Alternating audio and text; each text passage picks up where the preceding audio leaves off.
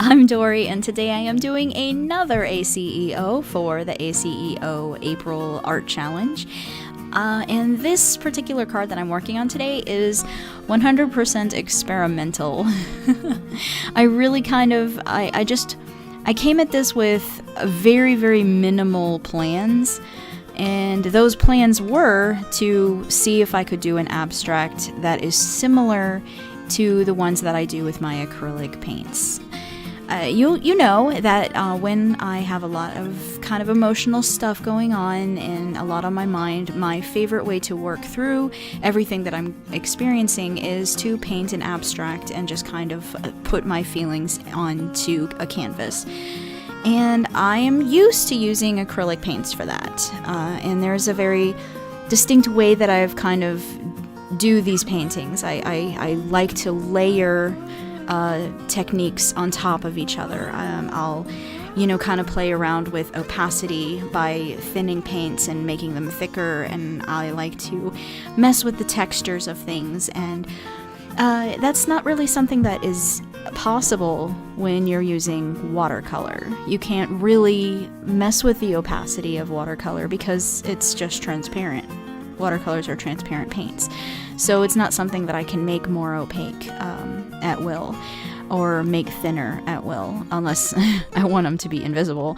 And yeah, it's something I've kind of wanted to do for a really long time. I've really, really wanted to try to create an abstract that is similar in the way it feels and looks to my acrylic paintings.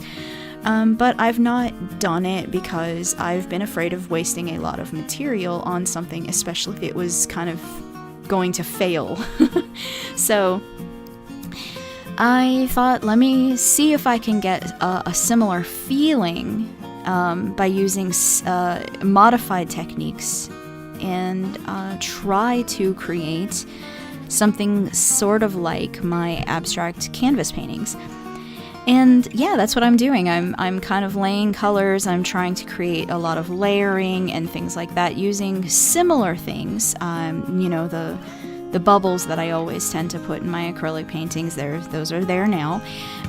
Trying to kind of layer color and complementary colors, and then just adding some texture, using splattering, using grid work, things like that. And I'm trying to use elements that are very familiar to me, but with in a new way, so with new modified techniques. And while this painting did not turn out the way I hoped it would, it is still really cool, and I really like it. I'm very, very proud of how it did turn out, so I'm really, really glad that I did this. That's one of the coolest things about this particular challenge, is that it has allowed me to try things that I've wanted to do, but have been intimidated or have not been able to do because of lack of materials, things like that. This has really allowed me a lot of freedom to try things, and it's great. I'm loving this challenge. It's so much, so yay. Yeah, so you guys know I do have a lot that's going on, so it is actually appropriate that I'm working on an abstract today. Because I've had a minor injury in my hand and my wrist, so I am kind of dealing with some pain.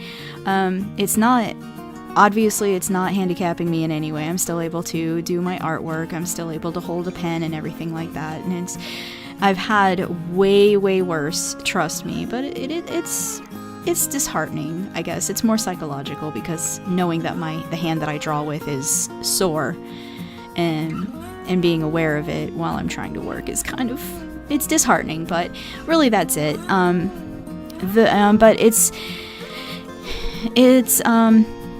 getting more and more and more inflamed and more agitated because I'm not taking the time to rest. The main thing that I can do to make this hand get better is to relax and rest my hand. and I'm not doing that because I've got so much work to do.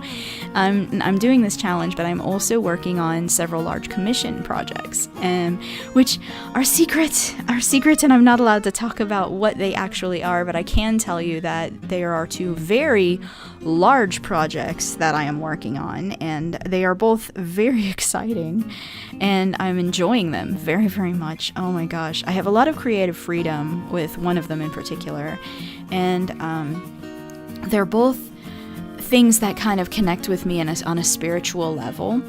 So I'm able to put a lot of my spirituality, a lot of my belief, a lot of my heart and soul.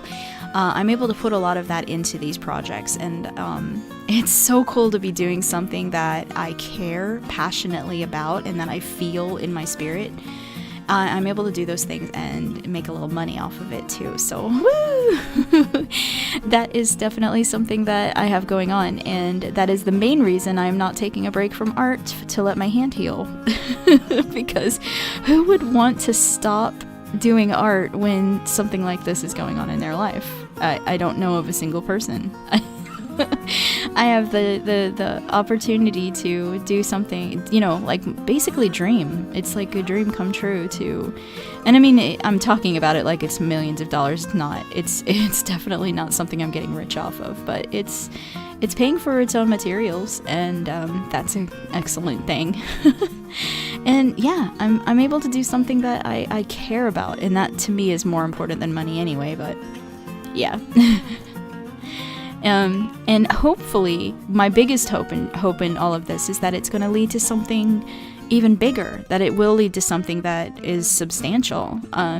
If I'm successful in these particular projects, I'm hoping to get more projects in the future, more paid projects in the future, because, it's my dream to make a living off of my art, to have it be a substantial job, to be able to pay a bill or two with my artwork. That is my dream. That would be amazing. And if I could potentially pay, something like rent, like a really big bill, that would be amazing. So that's my goal. That's something I'm working towards. And yeah, even though I do feel disheartened about my hand being injured, this is not the time to stop, y'all. This is not the time. So I'm just working through it. Here is my painting. I hope you enjoyed it. Thank you so much for watching today, and I hope that you leave a like and subscribe if you haven't already. I will see you again tomorrow. Thanks for watching. Bye.